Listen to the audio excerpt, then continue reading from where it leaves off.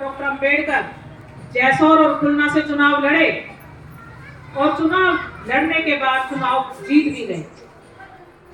लेकिन इस देश की मानसिकता देखो, जो लोग शासन प्रशासन में थे उन लोगों ने कहा कि डॉक्टर अंबेडकर चुनाव तो जीत गया है, लेकिन संविधान समिति में इसे अभी भी नहीं जाने देंगे, क्योंकि ये वहां गया तो निश्चय ही अपने लोगों के उद्धार के रास्ते खोल देगा। तो आजादी से पहले ये तय हुआ था कि भारत और पाकिस्तान का जो बंटवारा होगा उसमें 50% से ऊपर जो भी सीट होगी, वो जहां 50% से ज्यादा मुसलमान होंगे वो हिस्सा पाकिस्तान को दे दिया जाएगा, और जहां 50% से ज्यादा हिंदू होंगे वो हिस्सा हिंदुस्तान को दे दिया जाएगा।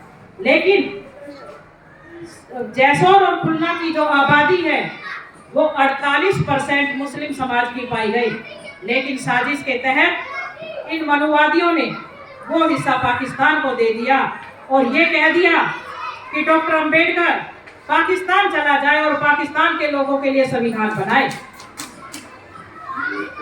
अब बाबा साहब परेशान कि मैं चुनाव भी जीत गया, इन लोगों की शर्त के मुताबिक वो एरिया जैसौर और खुलना जहाँ नवो शूद्र लोग रहते हैं वो बाबा साहब को बहुत मानते थे, बाबा साहब को बहुत प्यार करते थे। तो इन्होंने सोचा अगर ये इलाका हिंदुस्तान में रहेगा तो बार बार डॉक्टर अंबेडकर यहाँ से चुनाव जीत के आएंगे, और इसलिए इस झगड़े को ही खत्म कर दो, तो वो हिस्सा ही पाकिस्तान को देने का इन लोगों ने काम किया। तो सम्मानित साथियों, बाबा साहब फिर इंग्लैंड गए और इंग्लैंड जाकर के वहां के prime minister mister Ramsay McDonald को कन्वेंस किया कि इन लोगों ने छल से धोखे से मेरी जो सीट है जिसे मैं जीता हूं उसको इन्होंने पाकिस्तान को दे दिया है, और मैं पाकिस्तान जाकर के क्या करूंगा, मेरे सारे लोग तो भारत में रहते हैं, मैं तो अपने भारत के लोगों का भला चाहता हूं और मैं पाकिस्तान नहीं जाऊंगा। जब बाबा साहब की ये बात सुनी तो उन्होंने उसी वक्त कहा कि डॉक्टर अंबेडकर को आप भारत से चुन करके लाएं। आपने वो इलाका बेशक से जैसौर खुलना पाकिस्तान को दे दिया है, लेकिन बाबा साहब को जैसौर खुलना की जगह किसी दूसरी सीट पर चुनकर लाओ, अन्यथा आपको आजादी नहीं मिलेगी। तब इन कांग्रेसियों ने मजबूरी के अंदर पूना से एक सीट को, जिस पर मिस्टर भट्ट हुआ करते थे, उनका रिजाइन कराया, और रिजाइन कराने के बाद में वहां से डॉक्टर अंबेडकर को जिता करके ये कॉन्स्टिट्यूशन असेंबली में बाबा साहब को लेके आए, और बाबा साहब ने आपके लिए संविधान लिखने के लिए इतनी लड़ाई लड़ी कि ये लोग नहीं चाहते थे कि किसी भी तरीके से बाबा साहब उस कमेटी में जाएं जिस कमेटी में बाबा साहब जो है हमारा भले के, हमारे भलाई के, हमारे उद्धार के सारे रास्ते खोल सकें। तो साथियों, ये ऐसी बातें हैं जिन्हें सुनने के बाद हर आदमी का दिल करेगा कि बाबा साहब डॉक्टर अंबेडकर का मिशन हमें दिल से उस पर काम करना चाहिए। हमें उसके लिए बाबा साहब, क्योंकि कहते हैं ना, जंगल में राजा एक ही होता है, और इस देश का राजा अगर कोई है तो वो डॉक्टर भीमराव अंबेडकर है। डॉक्टर भीमराव अंबेडकर अमर है, अमर है। डॉक्टर भीमराव अंबेडकर अमर है, अमर है। बाबा साहब डॉक्टर अंबेडकर का जो संघर्ष है, बाबा साहब डॉक्टर अंबेडकर का जो संघर्ष है वो अछूता नहीं है, वो किसी से छुपा नहीं है, क्योंकि बाबा साहब की मोटी मोटी बातों को हर कोई जानता है, लेकिन थोड़ा सा गहराई में अगर बाबा साहब को पढ़ लोगे, थोड़ा सा गहराई में बाबा साहब को जान लोगे, तो सम्मानित साथियों, वाकई हमारा जो ये जो मिशन है ये वाकई आगे चला जाएगा। आज हम भिन्न भिन्न टुकड़ों में बटे हुए हैं, भिन्न भिन्न संगठनों में बटे हुए हैं, हमें इन्हें सबको एक माला में पिरोना है, क्योंकि बाबा साहब ने कहा था अगर आपको इस देश की शासन सत्ता को हथियाना है तो उसके लिए आपको एक पार्टी बनानी होगी, एक झंडा लेना होगा और एक ही मंच होना होगा। अगर एक मंच पे हम सब आ जाएंगे तो निश्चय ही हम ये लड़ाई जीत जाएंगे, वरना तो हम ऐसे टुकड़ों में बटे रहेंगे तो ये हमारा कोई भला होने वाला नहीं है। हम ऐसे ही अपना 2-2, 4-4 जैसे काम कर रहे हैं इसी तरह से इसे करते रहेंगे, क्योंकि इस देश में बहुत लंबे समय, कम से कम भी 70 साल इस देश में गांधीवाद चला, और गांधीवाद की उसमें आपने देखा कि गांधीवाद ने आपको जीने के मौके तो दिए, लेकिन आपको इस हालत में रखा कि आप हर चीज से वंचित रहे। क्योंकि पहले तो हमें जो 4 आज़ादियाँ जिनकी बात करते हैं, जो संविधान में हमें बाबा साहब ने दी हैं, पहले तो हमें जो रहने खाने के अधिकार ही नहीं थे।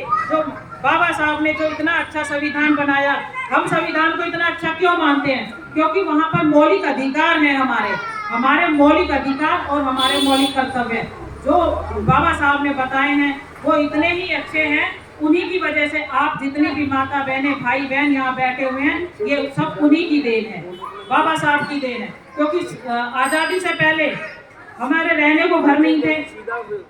जब रहने को घर नहीं थे तो अच्छा पहनने को नहीं था, अच्छा ओढ़ने को नहीं था, अच्छा हम अपने और बच्चों की परवरिश नहीं करते थे, शिक्षा का अधिकार नहीं था, शिक्षा पे एक ही वर्ग का अधिकार था, हमें शासन सत्ता में कोई अधिकार नहीं था, धार्मिक कोई अधिकार नहीं था, और हमारे पास आर्थिक आज़ादी भी नहीं थी, धन के तौर पे भी हम बहुत पिछड़े हुए थे। तो जब बात होती थी कांग्रेस का महात्मा गांधी कहता था कि ये हमारा घरेलू मामला, आप हमें राजनीतिक आज़ादी दे दो। वो तो केवल राजनीतिक आज़ादी मांगता था, लेकिन बाबा साहब आपके और हमारे सबके भलाई के लिए 4 आज़ादियों की मांग करते थे। पहली वो जो मांग करते थे सामाजिक आज़ादी, जो आज हम समाज में गैर बराबर के साथ हम सर उठा करके जी रहे हैं, सामाजिक आज़ादी। दूसरी आज़ादी बाबा साहब मांगते थे धार्मिक आज़ादी, जो मंदिरों में हमें नहीं जाने दिया जाता था। बाबा साहब मंदिर नहीं जाना चाहते थे, लेकिन वो समानता चाहते थे। वो समानता चाहते थे कि वो नहीं कहते थे कि आप मंदिरों में जाओ, हमें मंदिरों में जाने की जरूरत नहीं है, अगर जाना है तो देश के सबसे बड़े मंदिर संसद भवन के अंदर जाओ, वो सबसे बड़ा मंदिर है, उसकी तरफ तोड़ लगाओ। इन छोटे मंदिरों में हमारे भलाई के लिए कुछ नहीं रखा है, इनको छोड़ दो। तीसरी आज़ादी बाबा साहब जो मांगते थे वो आर्थिक आज़ादी मांगते थे कि हमें भी धन संपत्ति रखने का अधिकार मिले। शिक्षा आएगी तो हमारा जिस घर में शिक्षा आ गई उस घर में बच्चे लायक बन गए, और वो घर कभी गरीब नहीं रहता है। गरीबी कहाँ है? जहाँ शिक्षा नहीं है। तो तीसरी आज़ादी हमारी जो है, बाबा साहब आर्थिक आज़ादी मांगते थे, और लास्ट में कहते थे बाबा साहब की हमें राजनीतिक आज़ादी भी चाहिए, क्योंकि राजनीतिक बाबा साहब ने कहा है वो चाबी है जिससे सत्ता के हर ताले को खोला जाता है। तो 4 आज़ादियों के लिए बाबा साहब लड़ रहे थे। तो बाबा साहब की ये कुर्बानी व्यर्थ ना जाए। और जो जितने भी यहाँ साथी बैठे हैं, वैसे तो यहाँ की मैं जहाँ तक वोटर के हिसाब पे बात करूँ तो बहुत ज़्यादा वोट होगी, लेकिन जितने भी लोग बैठे हैं मेरे भाई बहन, सब आप 1-1 हज़ार के बराबर ताकत रखते हो, क्योंकि सबके अंदर समझाने की क्षमता है, समझने की क्षमता है, मैं ऐसा मानती हूँ।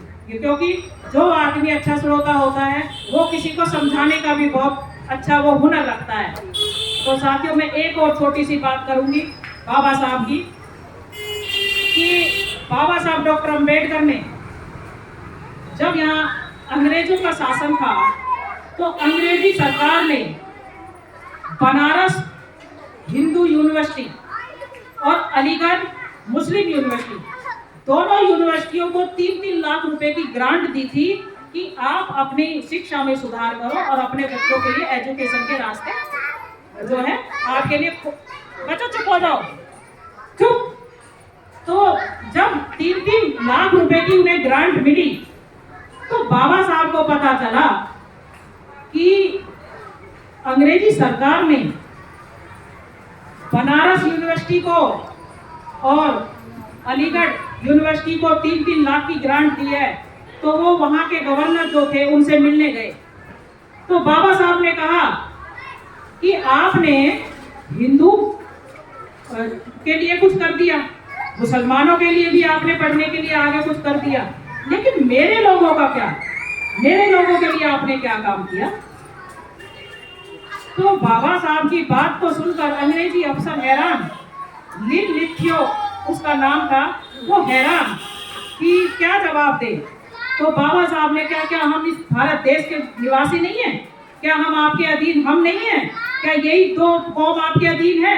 तो बाबा साहब की बातों के आगे वो नतमस्तक हो गया और उसने बड़े प्यार से कहा कि बताइए हम आपके लिए क्या करें। तो बाबा साहब डॉक्टर अंबेडकर ने कहा कि जिस तरीके से इनके लिए आपने किया, ऐसे हमारे लिए भी कुछ करो। तो अंग्रेजी अफसर ने बड़े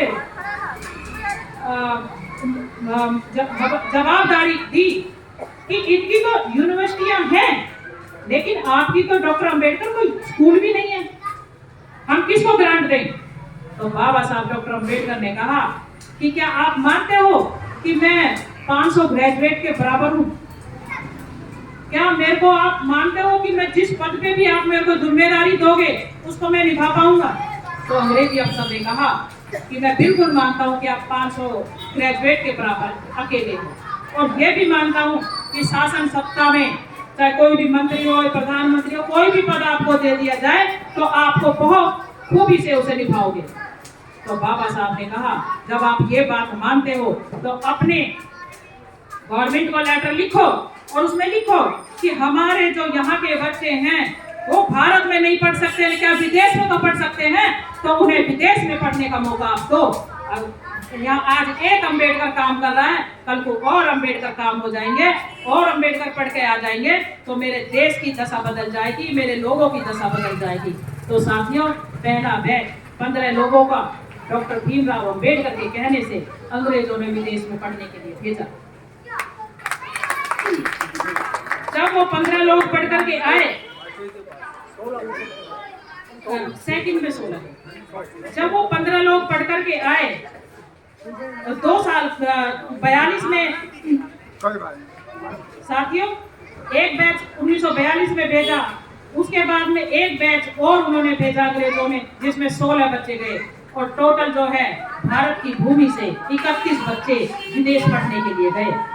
और बाबा साहब बड़े खुश कि आज एक अंबेडकर इतना काम कर रहा है समाज के लिए, जब ये बाकी के सारे लोग पढ़ कर के इंडिया वापस आएंगे तो ये मेरा साथ देंगे, और मैं समाज की जो लड़ाई है, जो अभी मैं अकेला पढ़ रहा हूँ, तो मैं अकेला नहीं रहूंगा और मेरे साथ और भी लोग साथ शामिल हो जाएंगे, तो मैं अपने लोगों के उद्धार के लिए बहुत जल्दी तरक्की के रास्ते खुल जाएंगे। लेकिन सम्मानित साथियों, जब वो सारे लोग पढ़ करके आए, एक दो को छोड़ करके बाकी सारे के सारे कांग्रेस पार्टी में चले गए, इन मनुवादियों का बढ़ाने का काम किया, और अब खुद भी मनुवादी होकर के इस दुनिया से चले गए। आज उन्हें मैं बड़े दुख के साथ कहती हूँ, बलि का कुत्ता नहीं पूछता, लेकिन धन्य हो बाबा साहब डॉक्टर अंबेडकर, उन्होंने फिर भी अपना काम नहीं छोड़ा और अपने काम पे डटे रहे। अब मैं इसके दूसरे पहलू पे आती हूँ कि बाबा साहब ने जब देखा कि ये 31 बच्चे चले गए हैं पढ़ने के लिए, तो ये हर 2 साल में सरकार हमारे बच्चों को पढ़ने के लिए भेजती। लेकिन जब देश आजाद हुआ तो सी राम गोपालचार्य जो यहाँ के गवर्नर बने, उन्होंने सबसे पहले राष्ट्रपति जो बने, उन्होंने सबसे पहले अगर कोई काम किया, राष्ट्रपति पद पर बैठने के बाद अगर कोई काम किया, तो सबसे पहले उस कॉन्ट्रैक्ट को रिजेक्ट करने का काम किया कि कहीं ये दलित बच्चे विदेश में बार बार जा करके पढ़ के आने लगे तो वास्तव में ये देश की दशा और दिशा बदल देंगे। तो साथियों, इनके अंदर इतना जहर है कि इन्हें हमारी जो है उन्नति बर्दाश्त नहीं है, और हमें बाबा साहब डॉक्टर अंबेडकर संविधान के माध्यम से बहुत कुछ दे गए हैं। संविधान हमारा आज बन के तैयार हुआ था। संविधान को बनाने के लिए बाबा साहब ने जनपद पे ही 2 साल 11 महीने और 18 दिन में ये संविधान को बना करके तैयार किया था। और मैं नमन करती हूँ अपने महापुरुष को, बाबा साहब डॉक्टर अंबेडकर को, क्योंकि मैं तो बाबा साहब डॉक्टर अंबेडकर के विचारों पर काम कर रही हूँ और करती रहूँगी अपने जीवन के अंत तक। बाबा साहब डॉक्टर अंबेडकर अगर ना होते तो राजेश की ये मजाल नहीं थी कि यहाँ पे खड़ी होकर के स्पीच दे पाती, या आप जैसे बहन भाइयों के बीच में आकर के बोल पाती। ये बोलने का हक भी दिया है तो बाबा साहब ने दिया है। बाबा साहब को कोटि कोटि नमन करती हूँ, और साथियों को भी फिर मौका मिलेगा तो आपके बीच में रूबरू होंगी। इन्हीं शब्दों के साथ अपनी वाणी को विराम देती हूँ। जय भीम, जय भारत, नमो बुद्धाय।